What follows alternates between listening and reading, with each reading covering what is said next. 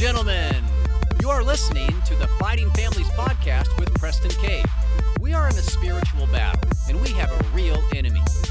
That enemy is not our family. It's the goal of this podcast to help you fight for the family.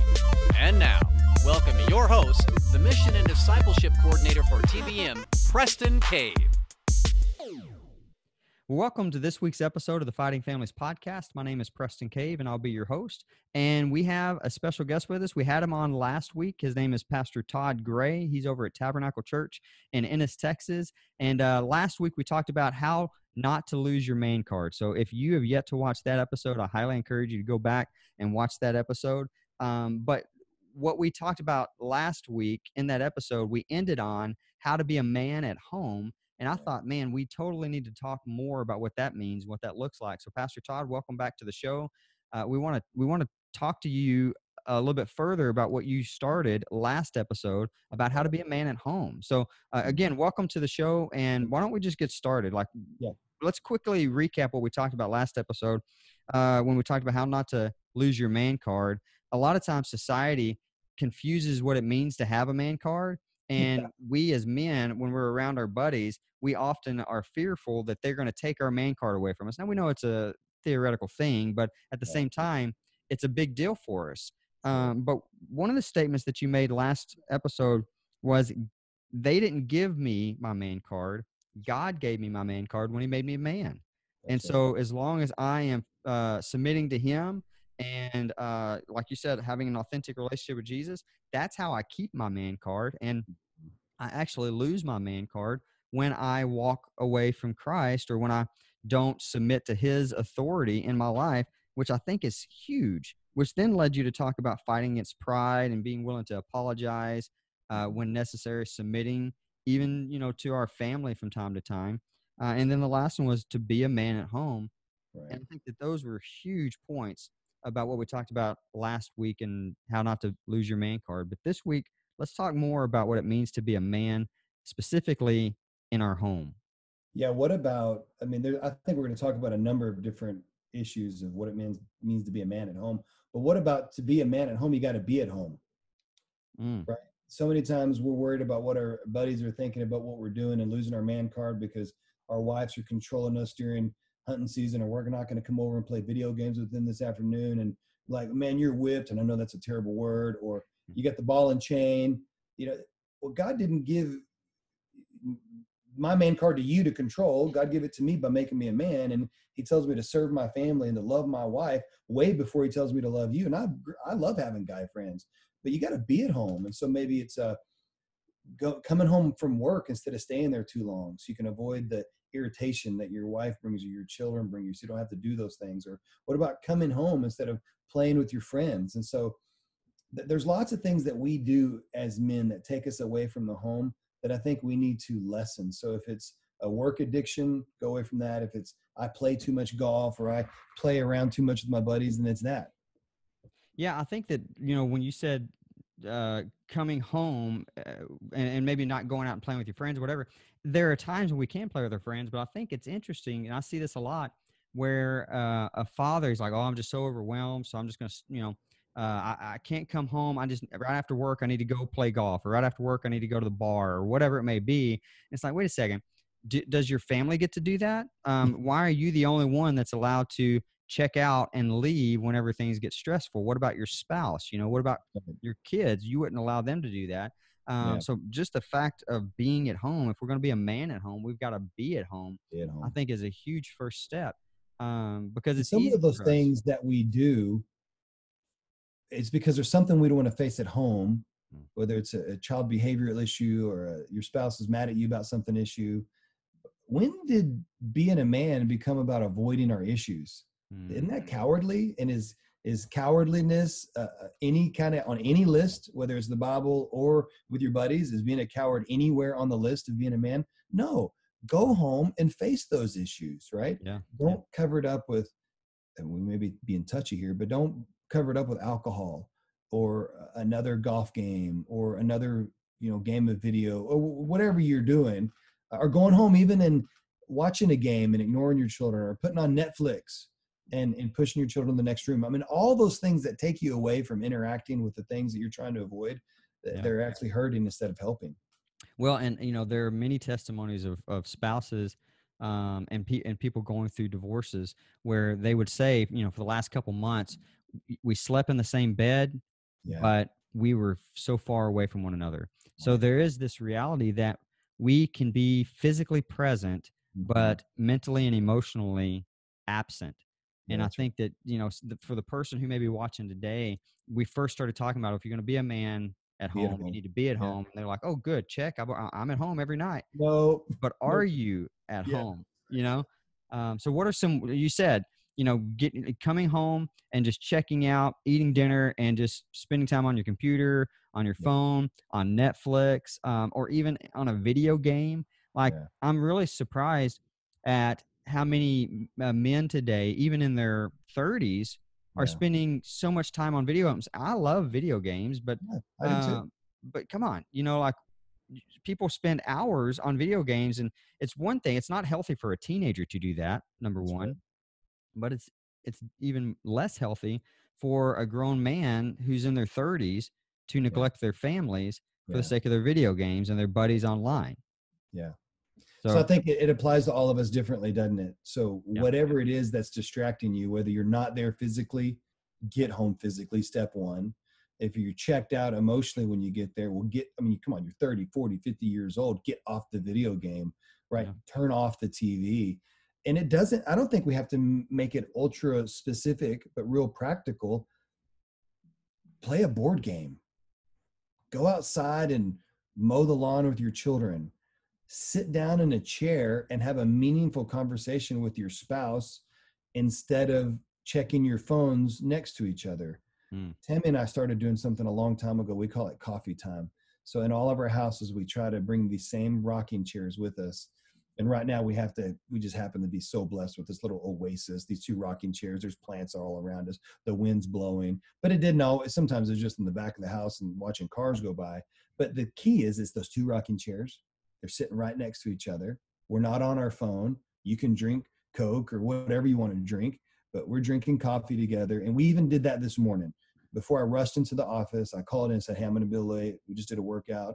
And then we stopped and we got our coffee. We sit down in those chairs. And guess what happens when you're not on your phone and you're not thinking about something else? You're just looking at each other. You start talking. We talked about her books. She's an author. We talked about a vacation that we want to take as a family. We talked about the church. We talked about our relation. We talked about a myriad of different things in like 20 minutes. And so I guess it's just one practical thing. Spend some time with your spouse and then spend some time with your children, unplugged, where you have to look at each other in the face and do what you and I are doing now on Zoom. Talk to each other.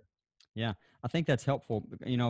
Going back quickly on the video game concept, there are times you can play the video games. Like you said, when you play a board game with your kiddos or with your spouse, or maybe your spouse or your kiddos are really into that video game, play the video game with them, right? Or watch the football game with your family. But recognize and be sensitive as a man. Maybe my kids or my family are not as interested in this as I am. Right. That doesn't mean I can't do those things, but I just need to do them less. And I think that you're right. Sometimes it's important. One of the things that we call it at our house is going analog, where we get off of our device. We get off of even the computer or our Netflix sometimes, and we just say, we're going analog, if nothing else, for 30 minutes. That may be something you can apply even this week is 30 minutes. I'm going to go analog. I'm going to get on my rocking chairs like, Pastor Todd and just talk. Or just play an analog video game or a card game or something like that. Another great option is, and there's actually lots of studies to this, have a family meal together, right? Sit down, and I'm not saying you got to cook, but cooking would be great. Go get a meal, cook a meal, but sit down.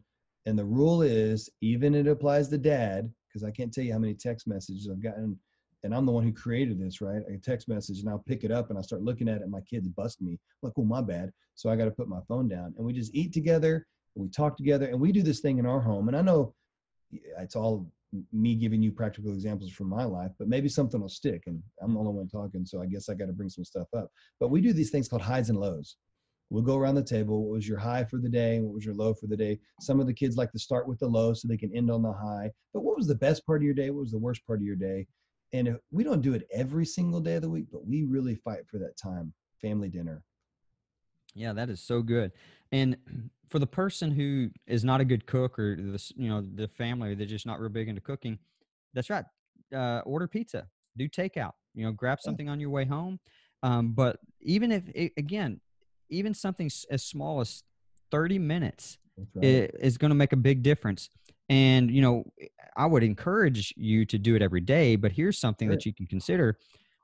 What if you haven't done it at all? Well, at least choose one day this week, and then next week try to do it 2 days, right? Or try to do it one day for longer, and try to slowly improve, because we don't have to go from here all the way over to here in one day or 1 week, right? It's a step and it's a process. That's something I do. And Tammy, this is why your spouse is so good for you, right? She busts me on this all the time.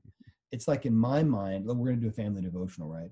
If we're not reading 5 chapters a night, 7 nights a week, we're not achieving anything. That's insane. Yeah. That's totally wrong. What about if we were doing it 0 times and we do it 1 time this week? That's 100% increase. Yeah. Right. So I'm always thinking, if we're not doing it every night and all the time, it's not right. Tammy's really helped me through the years that let it be a little bit more natural, let it be a little more authentic. And speaking of family devotion times, I know like we can use that word, the family altar, and everybody starts laughing, or, they want to take my man card away from talking about that. So don't call it the family altar, call it what you want. But we've really tried to fight for that time.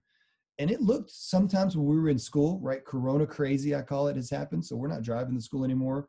We did something called the New City Catechism, and we hate that word too. I get it, but it's really good. Yeah. Tim Keller put it together and his team. And so there's a children's version, and we went through that on the way to school. Tammy taught me that, because I was like, how come we're not doing this Bible stuff every night? I'm all using guilt and shame, right? That doesn't work, by the way, guys. Don't do that. Don't try to pastor your spouse. That's for free. But then she says, hey, when the kids get in the car, we use that time to just talk and connect. And turns out that's more like Deuteronomy 6 than what I was trying to force on the family. Like, as you go along the way, well, we don't walk anywhere, we drive.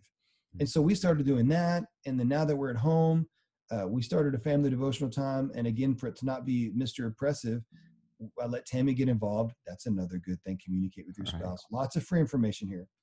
And then she says, well, let the kids do it. And I thought, that's genius. Yeah. Because I have to teach things, I know it better when they have to teach it. Now, if you got 3-year-olds, it may be fun, may not be real productive, but I don't know, maybe give them a shot. Our children are a little older. Our youngest is 10.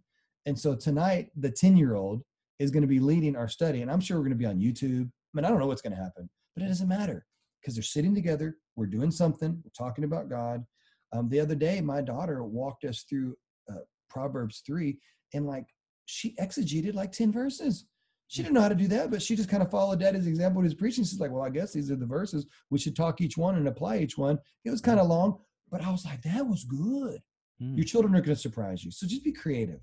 Yeah, I think that's right. And, when we as the parent, when we do it a few times, our kids are watching. But I'm telling you, like you said, whenever we ask our kids to lead, that's going to make them feel better about themselves. Now, they may not want to at first, and so we don't need to force it, of course, but keep asking them, just keep speaking positivity into them, saying, I think you can do this. I can totally see this in you, because our kids, they respond to what we say to them, for better or for worse. And I think that that's a huge thing that we need to remember as parents. When we're constantly talking negatively to them and about them, they're not going to believe positively about themselves. But when we speak positive words and uplifting words to them, they're going to step up and rise to the occasion. And they can do more than they think, and we even think. So they definitely can do more than you think. So the Bible definitely says, do not exasperate your children. But I think in turn, it would say, speak life into your children. Are you speaking death over them and negativity into them? I have a friend in her house, as soon as her daughters start snipping at each other, they're great friends. And even when Tammy and I, we may be a little snippy, she'll just speak up at the dinner table or in the kitchen. She's like, now we're going to speak life. And I'm like, okay, you're right. It's interesting, because there's a phrase, it's a phrase, it's a statement. It's like this. We all have our family voice. And what that means is, I speak to my family differently than I speak to anybody else. Mm-hmm. And a lot of times I speak negatively to my family and with negative tones that I would never speak to you or anybody else, right? But the reason we do that is because we feel like we're in a place where we can have grace. Like, oh, I can speak to them like that because they're going to forgive me. They're my family. Yeah. But that doesn't mean we need to take that for granted. I mean, the way we speak to our family is super important and more important than the way I even speak to you. So why would we speak differently to our family and worse to our family than we speak to other people and to our friends? We've got. What about being a man at home by speaking life into your family? That's good. Yeah. That's really good. That's good. Again, I hope nobody's listening thinking, oh, well, these guys got it. No, hello. The reason we're telling you this because we don't got it. We mess up. If we're just smart enough to know that God knows better, I just try to own it.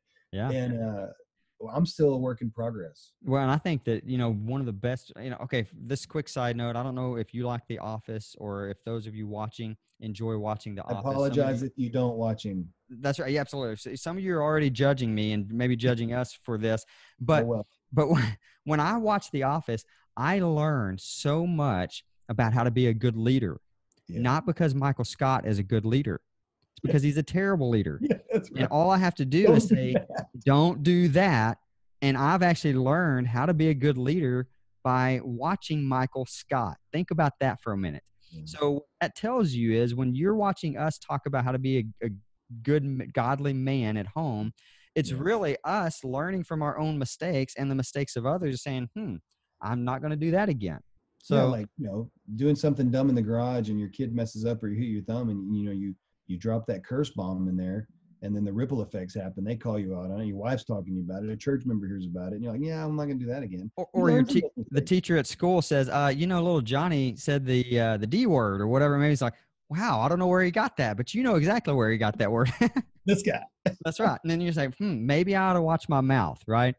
You know what? I've read a lot of leadership books and I've been in a leadership position really since I was young and in high school and, been on the football team and in the military and just, I don't know why God just throwing me in these leadership positions. And so everybody's got a leadership training class, but what you said is exactly what everybody else says.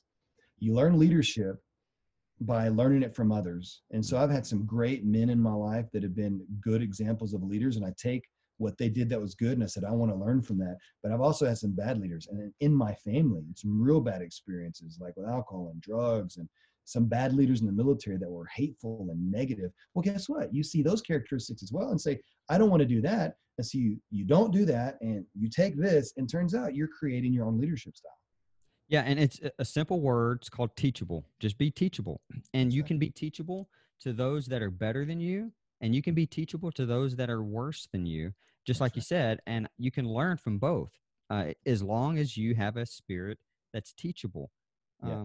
I came from a sports background. So for me, it's the coachable. That, the coach, that kid's coachable. Yeah. Right? He didn't have to be a lot of things, but if he's coachable, it'll work. That's right.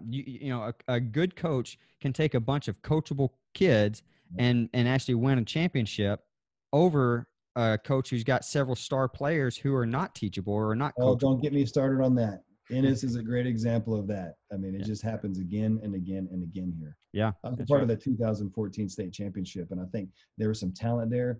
When you think about the leadership of Coach Jack Alvarez, who's one of my good friends, that was a great statement. Took coachable kids, made them believe they could do it. Next thing you know, we're in the state championship. Last minute of the game, they were still believing they could do it. And so they did something no one ever does in the game. They did a hook and lateral, and it worked and scored and won the game. But they believed it because he believed in them. Yeah. And that's just a great example. Yeah, that's good. So to be a man at home, the first thing you need to do is be at home. Yep. And not just be at home physically, but be at home emotionally and mentally. Yep. It's important to go analog from time to time when you are home so that you can stay connected to your family. Have a family meal together, even if it's just one day a week starting out with, but the more time you can have a family meal, the better. It doesn't always have to be at home. Sometimes it can be on the road. It can be, sometimes if you're going through a drive-through, go through a drive-through, but maybe pull over on the side of the road if you can and just have that meal together. Any meal is good. You even said something about play the high-low game. When you're having conversations, just ask, what's been a high moment in your life today or this week? What's been a low moment in your life? You talked about, I wrote down conversational discipleship. But basically the idea was you don't have to sit and sit your kids in a lecture hall and lecture them for 20 minutes or an hour. Really, as you are going, that's that D6 stuff, right? Just use anything, a catechism list, or any type of, even the verse of the day on your Bible app. But as you're going in the car, just kind of pop up a question, to have conversation. My wife's and then you said to basically, you talked about being teachable, and we just talked about that. But that made me write down, maybe we need to find somebody in our life that is better than we are at being a man at home, and go and just be humble enough, fight against that pride like we talked about last episode, but be humble enough to go to them and say, hey, I want to be what you are. And I've had many people like this, and you're one of them. I watch you all the time, but I've had guys in the past that I would go to, and I say, and they would be older than me. I'd say, listen, I watch you, whether you know it or not, and I want to be like you when I grow up. Can you teach me how to be like you? Something as simple as that, right? Man, having a mentor, and we didn't even plan on talking about this, but learning that lesson, again, taking the humble pill and realize it doesn't matter how old you are. Like, I'm now 40. I still don't know anything, much less everything. And I learned early on to go find somebody to both pour into me, and then take that. I guess we call it discipleship, right? But then take that and pour it into somebody else, that one-on-one relationship. There's a very good friend of mine now. When I first got to Italy, we call it Italy, Texas, and I was pastoring there. That's a humble conversation. I looked at him. I knew of him. I didn't know him as a friend, but I looked at some pastors and I said, when I grow up, I want to have that kind of integrity. I want to have that kind of a character. I like the way he preaches. I like the way he leads that church. I've seen him interact with his spouse. And I just went to him. I made an appointment with his assistant. I called him. We had lunch. We now meet at Babes. And my first conversation went something like this. I want you to mentor me. What do you think about that? And at first they're kind of like, well, I don't know if I can do this. And some guys are like that. And some guys will tell you, no, that's okay. Go to the next guy. That's right. And he said yes. And for years we've been meeting together. And every time something comes up in my life that's in the family or even in the church, and I'm stressed out about it, big decisions, I'll go to him. And I'm not saying I've done every single thing that he asked me to do or suggested. That he would never tell me to do anything, but it's helped. That was huge, Preston. Thank you for bringing that up. Go find a mentor. Yeah. Absolutely. Well, and I think you're right. Like, if first off, if you go to somebody asking for them to give you wisdom, most men would be honored to say yes. So you're probably not going to get rejected. But even if you do, remember this: God is not rejecting you. That person may be, and it's not even that they're necessarily rejecting you. They just may not have time to invest in a mentorship. I got rejected one time. It's because the guy didn't feel like he was qualified. Right. He was a little overwhelmed. He's like, I don't know if I need to be mentoring you or you need to be a mentor or whatever, and he couldn't bring himself to do it. I was cool with that. That's okay. Yeah.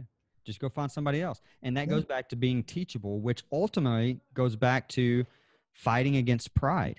That's ultimately. Right. So, man, this has been such a helpful conversation. I'm just going to quickly reiterate what we talked about. To be a man at home, you got to be at home.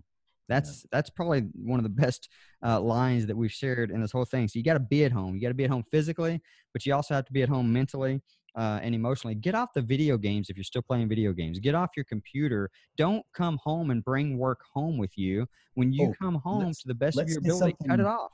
Let's say something right there, because this is another one of those life lessons that's really helped me. So if you're in the ministry or you're not in the ministry, we like to carry other people's burdens as men, and more important, I guess, we like to carry the burden of work home with us. And so something that I was taught years ago that has been huge for me is that when I drive into the driveway, right, we all have time for this if we just take it, I say a prayer right there, and I try to give that stuff to God, especially if it's been a tough day. I try to give that stuff to God, so I don't try to give it to my wife or my children when I get in there. Yeah, that's good. Is that your phone? Yeah, I turned it off. Sorry. Okay, but I didn't know if that was my phone or your phone. It was me. I think that was God saying, hey, that was a good point. We need to listen to that one right there. Yeah, right there. Yeah. Dump it in the driveway. Dump it in the driveway. Don't bring it home with you, especially if it's been a stressful day. And then, go analog from time to time. Play a board game together. have a family meal together, play the high-low game. How have you been doing? What's been one good thing that made you smile this week? What's been one bad thing that made you frown this week? Something like that. Do life with your family. Have conversational discipleship as you go. Just kind of talk about things. Find somebody that can pour into you. Watch more of these types of episodes, whether it's a Fighting Families podcast or it's any other type of episode. Be teachable, because that's what's going to help you. Every man, I know you're watching this. If you're a man, you want to be better. Every man wants to get better every single day. And most men, if they really are honest with themselves, recognize that they're not there yet. So suck it up, deal with the fact that you're not there, you're not perfect, and you do want to get better. So be willing to get better. I think that's huge. So Pastor Todd, thank you so much for being on the show. Is there anything else that you haven't shared that you'd want to share before we close?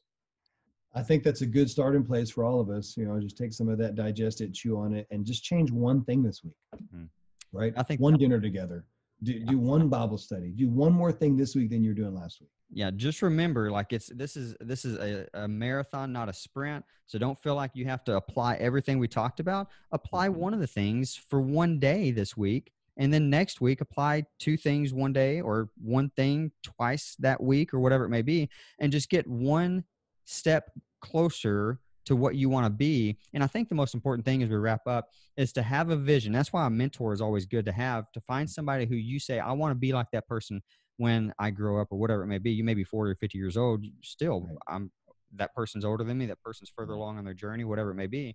But if we have a picture of what we want to be, as long as we're moving in that direction, it doesn't matter how fast we're moving. As long as we're moving closer to it, then I think we're winning. And every man wants to win. And ultimately, every man deep down wants to win at home. They want to be a better husband. They want to be a better father. They want to be more godly. They want to actually leave a legacy and be respected and honored when they die. So all these have been super helpful. We're just going to encourage you to apply at least one of them this week and see what happens. See how you feel and see if it doesn't make your life better. But Pastor Todd, thank you so much for being on the show. We're definitely going to have you back again in the future to talk more about being a godly man, godly husband, or just doing life in any other type of way. But for those of you who've watched this episode and you enjoyed this conversation, maybe you have a friend or a family member who you would say, wow, that person really needs to watch this. Share it with them, text it to them. I ask that you share this on your social media accounts and subscribe to this channel. Help us to get the word out about the Fighting Family podcast and what we're trying to do with our Fighting Families ministry here at TBM. But until next time, as I always say, I encourage you highly to fight for your family today. You have been listening to the Fighting Families podcast with Preston Cave.